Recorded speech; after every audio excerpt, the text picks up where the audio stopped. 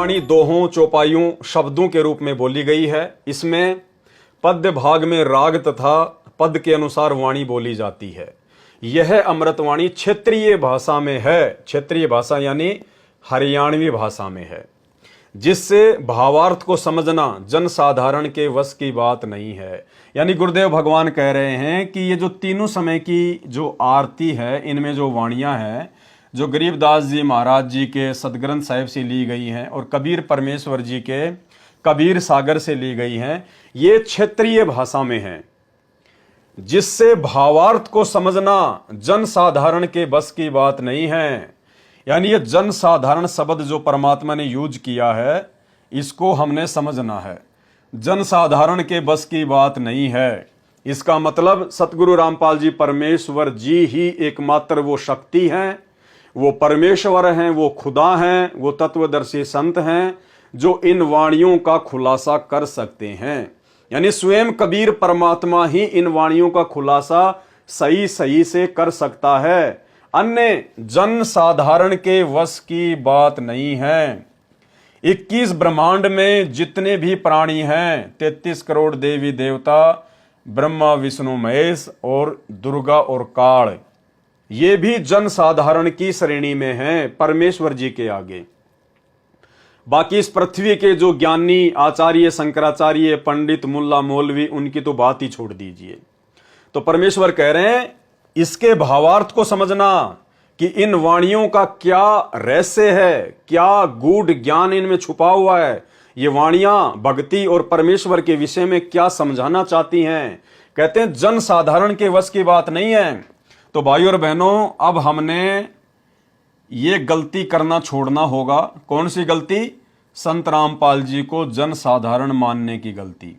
जो गलती सतलोक आश्रमों से जुड़े हुए 90% भाई बहन कर रहे हैं। गुरु मानुष कर जानते ते नर कहिए अंध, ओवें दुखी संसार में आ गए यम के फंद। यानी सतगुरु रामपाल जी परमेश्वर जी के अलावा जब तक हम इस कागज की फोटो को, जो कबीर जी की समझी जाती है, जिस रूप में कहा जाता है कि परमात्मा 650 साल पहले काशी के बनारस में प्रकट हुए थे, आज भी सतगुरु रामपाल जी परमेश्वर जी की 90% संगत सतलोक आश्रमों से जुड़े हुए भाई बहन पूर्ण परमात्मा कबीर साहिब जी के सतगुरु रामपाल जी परमेश्वर जी के रूप में धरती पर प्रकट होने के बावजूद भी इस कागज की फोटो को ही परमात्मा मानकर, कबीर जी मानकर पूज रही है। इस फोटो को भगवान मानकर जून के महीने में कबीर प्रकट दिवस मना रही है। इस फोटो को अपने घर पर रखती है, इसके आगे दीपक जलाती है, तीनों समय की आरती करती है। तो परमेश्वर जी कह रहे हैं कि इन वाणियों को समझाना जनसाधारण के वश की बात नहीं है। अब जनसाधारण के वश की बात नहीं है तो फिर संत रामपाल जी कोई जनसाधारण व्यक्ति नहीं है, क्योंकि जनसाधारण व्यक्ति तो इनके सरलार्थ को समझ ही नहीं सकता, कर ही नहीं सकता। गुरुदेव ने स्पष्ट लिख दिया यहां पर। और 21 ब्रह्मांड में सतगुरु रामपाल जी परमेश्वर जी के अलावा सब के सब जनसाधारण हैं, मनुष्य हैं, 2 कोटि के जीव हैं। तो अब हमने इस बात को समझना होगा, परमेश्वर जी के इन संकेतों को समझना होगा। अब हमने अपने परमेश्वर जी को परमेश्वर जी के रूप में ही मानना होगा, पूजना होगा। इन्हीं की भक्ति से, इन्हीं को परमात्मा मानने से, इन्हीं को अपने इष्ट रूप में मानकर पूजा करने से आप और हमारा वर्तमान में कलयुग की पिछली पीढ़ी में पूर्ण मोक्ष होगा। अन्यथा नहीं हो सकता, क्योंकि गरीबदास जी ने अपनी वाणियों में स्पष्ट कर दिया है कि गुरु मानुष कर जानते वो नर कहिए अंध, वह दुखी संसार में आ गए यम के फंद। तो गुरु को मानुष मानने का मतलब है गुरु जी के अलावा किसी और को भगवान मानना। भाई यदि आप अपने गुरु जी को ही परमात्मा मान लेते हैं तो आपने किसी और में परमात्मा देखने की आवश्यकता ही नहीं है, क्योंकि परमात्मा तो सृष्टि में एक ही है, 2 नहीं हो सकते। जब आत्मा एक है तो उसका परमात्मा भी एक ही है। और यदि आपने अपने गुरु को ही वो परमात्मा मान लिया, वो कबीर मान लिया, तो फिर आपने इस दाढ़ी मूंछ वाली नकली फोटो को कबीर मानकर पूजने की आवश्यकता पड़ने ही नहीं चाहिए। और जब तक आप इस फोटो को भगवान मानते हैं, इसको पूजते हैं, इसको दंडवत करते हैं, अपने घर पर रखते हैं, इसका प्रकट दिवस मनाते हैं, तो यही समझा जाएगा कि अभी तक आपने अपने गुरुदेव भगवान को केवल जन साधारण की श्रेणी में रखा हुआ है। केवल आप अपने गुरु जी को मानुष मानते हैं, परमात्मा नहीं मान पाए। जिससे भावार्थ को समझना जन साधारण के वश की बात नहीं है।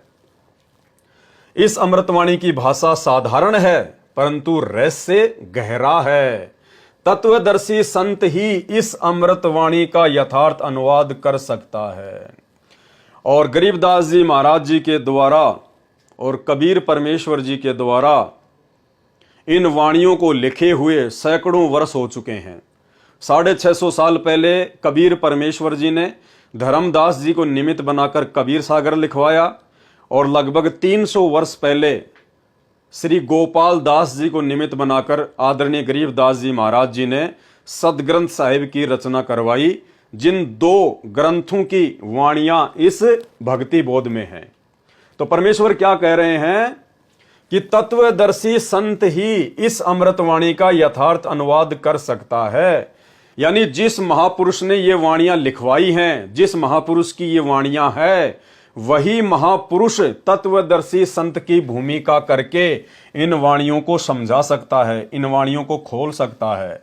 क्योंकि अपने द्वारा रची गई सृष्टि की यथार्थ जानकारी वो कबीर परमात्मा स्वयं ही संत रूप में प्रकट होकर, जिंदा महात्मा के रूप में प्रकट होकर या किसी भी साधु के रूप में प्रकट होकर स्वयं ही ठीक ठीक बता सकता है। दूसरा कोई भी इन वाणियों का भेद नहीं खोल सकता।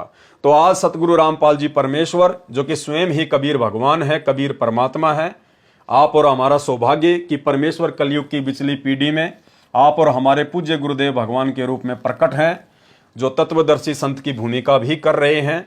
और उन्होंने ही इन वाणियों का ठीक ठीक अनुवाद किया है। अन्यथा इतने कबीरपंथी हैं, इतने आचार्य और शंकराचार्य हैं, गरीबदास जी के पंथ में भी सैकड़ों की संख्या में साधु महात्मा हैं। आज तक ना ही तो कोई कबीर सागर का यथार्थ अनुवाद कर पाया और ना ही कोई गरीबदास जी की वाणियों का, सदग्रंथ साहिब का यथार्थ अनुवाद कर पाया। केवल सतगुरु रामपाल जी परमेश्वर ही ना केवल कबीर सागर का, ना केवल सदग्रंथ साहिब का, सभी धर्मों के सभी सदग्रंथों का यथार्थ अनुवाद कर चुके हैं, जो जन साधारण के पास में उपलब्ध हैं। तो इससे भी यह सिद्ध हो जाता है कि सतगुरु रामपाल जी परमेश्वर, जो वर्तमान में तत्वदर्शी संत की भूमिका में हैं, ये स्वयं ही कबीर परमात्मा है, कबीर भगवान है। जैसे श्री मद् भगवत गीता के श्लोक हैं, ऐसे ही भक्ति बोध में लिखी अमृतवाणी के दोहे श्लोक हैं। श्री मद् भगवत गीता को लिखे लगभग 5500 वर्ष हो चुके हैं। सैकड़ों अनुवादकों ने वर्षों पूर्व हिंदी या अन्य भाषाओं में अनुवाद भी कर रखा है, परंतु किसी का अनुवाद भी प्रकरण के अनुरूप नहीं है।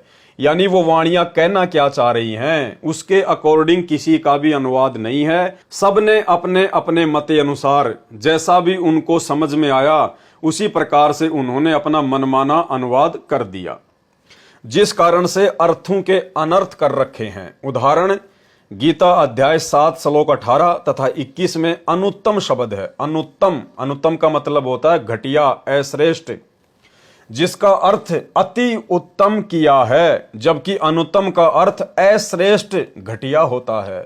उत्तम का अर्थ श्रेष्ठ होता है, इसके विपरीत अनुत्तम का अर्थ अश्रेष्ठ। गीता अध्याय 18 श्लोक 66 में व्रज शब्द है। व्रज का मतलब होता है जाना, जिसका अर्थ जाना होता है। सर्व गीता अनुवादकों ने व्रज का अर्थ आना किया है। अर्थ होता है जाना और उन्होंने कर दिया आना। उदाहरण के लिए, जैसे अंग्रेजी के शब्द गो का अर्थ जाना होता है, यदि कोई गो का अर्थ आना करता है तो वह अनर्थ